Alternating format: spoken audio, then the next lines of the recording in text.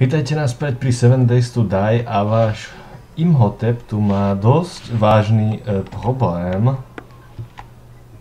Áno, a ten problém je obrovská horda zombíkov, ktorá sa mi tu neviem odkiaľ vzala. Predtým sa valila na mňa, ale teraz sa zdá, že si to rozmysleli. Pretože evidentne, áno. Evidentne. No dobre. Priznám sa, že je ich tam asi 20. A bojovať sa mi s nimi ako si mierne nechce. Pokúšal som sa si trošku rozšíriť svoju malú chyšu. Ale táto malá komplikácia... No... Čo vám budem hovoriť? No, tak... No, navyše to je ten problém, že blíži sa noc. Mám pocit, že o chvíľočku. A proste, ja mám za barákom 20 zombíkov, ktorí sa mi tu... Neviem, skade zjavili. Či to proste tým bolo, že som tu stával si tú chyšu viacej, že proste ich tu nejako privolal. Čo mi je divné, pretože bloky som pokladal aj predtým a nič. Alebo proste sa tu len objavujú náhodné hordy, ktoré proste putujú z jednej strany mapy na druhú. Neviem. Hovorí sa, ráno je múdrejšie večerať. Ja si dovyrábam asi novú muníciu, no ne, asi určite. Novú muníciu, Budzogaň mám len trochu poškodený, ten mi bol v pohode, ale určite s tým budem čakať až do rána, pretože v noci, keď by sa mi hento všetko malo na mňa zosypať, tak akože konec, no. Darí ti. Niečo vypadlo dobre. Toto by som mal urobiť teraz ako prvoradé a radšej budem pre istotu sa plížiť.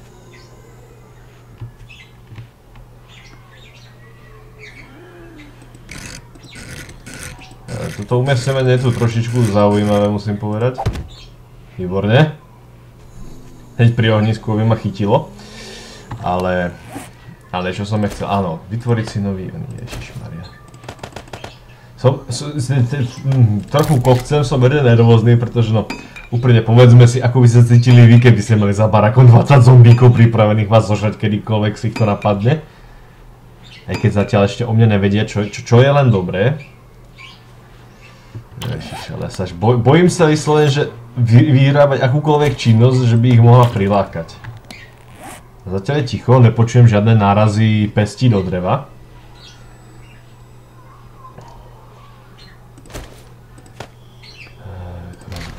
Výborne, koľko ich môžem vyrobiť. Len 9, čo? Nemusí byť presne. No, mám aj loveckú pušku, ale hovorím, nechcem robiť príliš veľký hluk okolo svojho domu, aby sa mi tu nespawnovali aj nejako často v noci.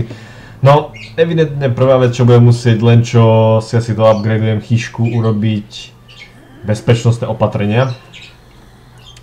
Pretože vážne toto nie je moc pekná situácia.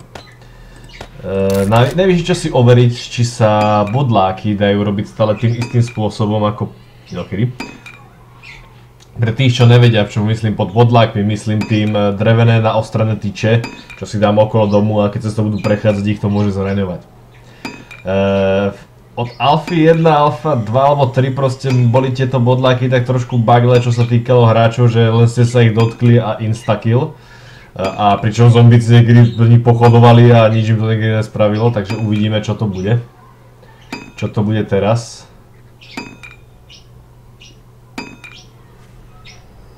Počujem ich, jak tam chodia. Ale Míša bojím. Moťa bojím. Ale no tak, to...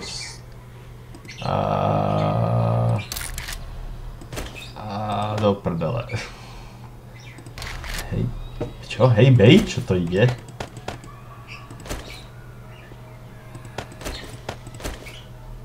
Neviem, čo je hej bej, ale potrebujem na to niečo 4 počkať.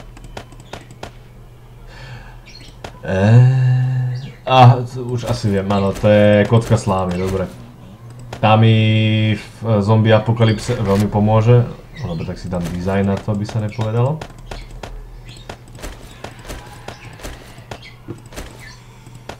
Áno, zažívame prvú moju zaznamenanú noc. Drevená stolička. Čo je drevená stolička? Aha, môžem si robiť gauč. No áno, tu sa mi perfektne. Myslím, že bude úžasný popri ohnisku, než by bol na to miesto, ale dobre. Robím hovadiny, namiesto riešenia serióznych vecí. A Wood Spikes. Wood Spikes wedge? Čože?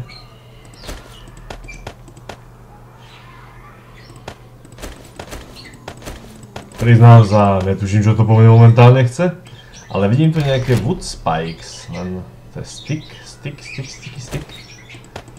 Že bych už nemusel brúsiť tieto, abych ich postavil. Vyzerá to, že nie. Vyzerá to, že na bodláky už nemusím brúsiť tyčky, čo mi síce príde trošku divné, vtedy to malo väčší zmysel. Že si človek najprv musel nabrúsiť palice, aby z toho urobil bodláky, a tak šetrí to výrobný čas pravdepodobne.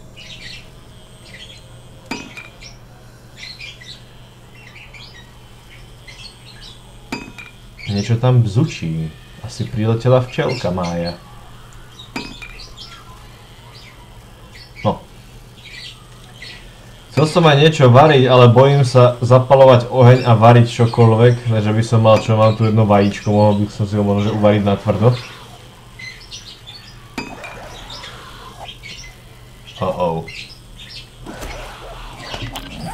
Dúfam, že sa to v skutočnosti len mlátia zombici medzi sebou.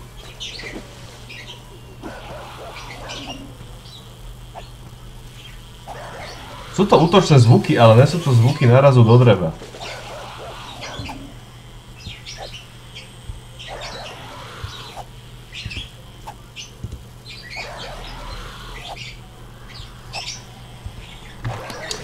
No, uvidíme, či sa váš milovaný Imha dožije rána. Kde mám tu?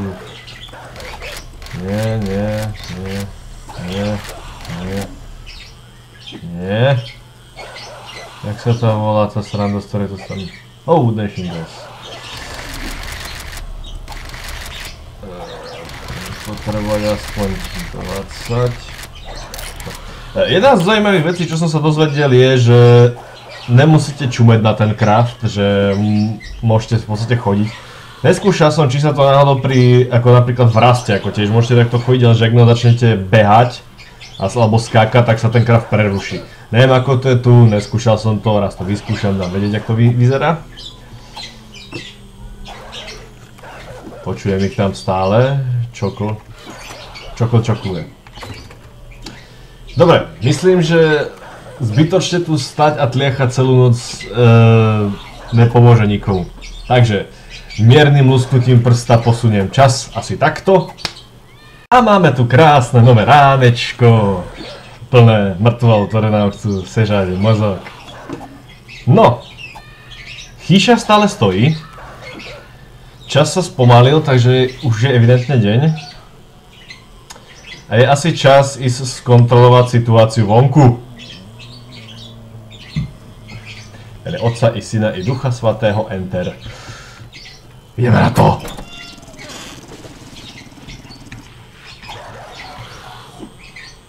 Rata.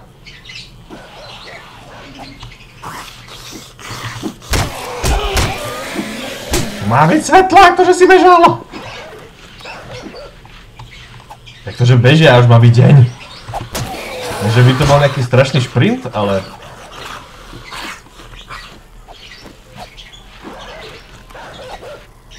Niekde počujem psa. Aha. Ale... Teto! Musel to z nejakej veľmi veľkej chybe, ponieważ tí zombici utekajú. Aj keď by už v podstate nemali.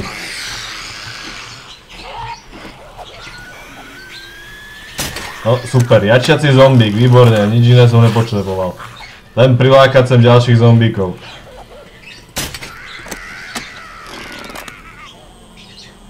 Ach jo. Jeden pes. Nehýb sa, Dunčo. Dobre. Ohej.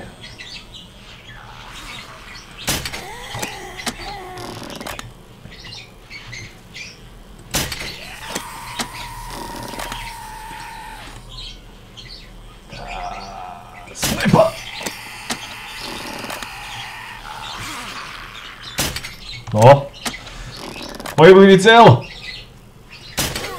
Hou! No dobre.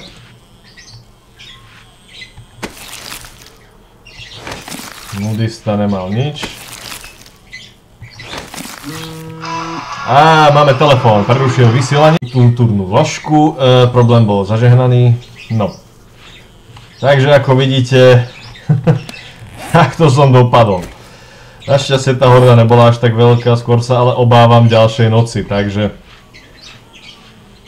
Aspoň máme, keď nič nemáme, aspoň stanovený plán na dnes, to si nevšímate, to bola moja stavebná chyba.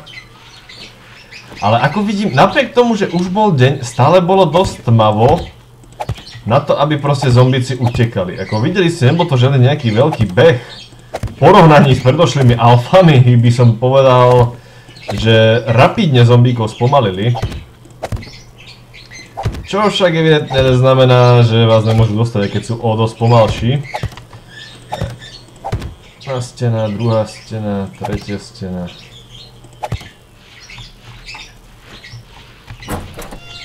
Dobre. Čiže aby ste videli, takto sa riešia u nás problémy so zombíkmi. Myslím, že to na dnešok už by mohlo hádam stačiť. 4 epizódy za jeden deň je docela dosť. Poviem si len takto, ďalšie epizódy plánujem robiť nejaký ten neskôršiu hru. Uvidíte, chýšku si trošku rozšírim. Ako plánujem sa presťahovať, neplánujem ostať tu v púšti, pretože chcem si urobiť farmu, chcem si urobiť všetko. A znamená v púšti sa sadiť nedá a povedzme si, že urobiť strategický plán typu vyťažiť hlinu niekde inde a donosiť si ju sem je trošku divné. Takže tak, to bude zatiaľ všetko, uvidíme sa na budúce.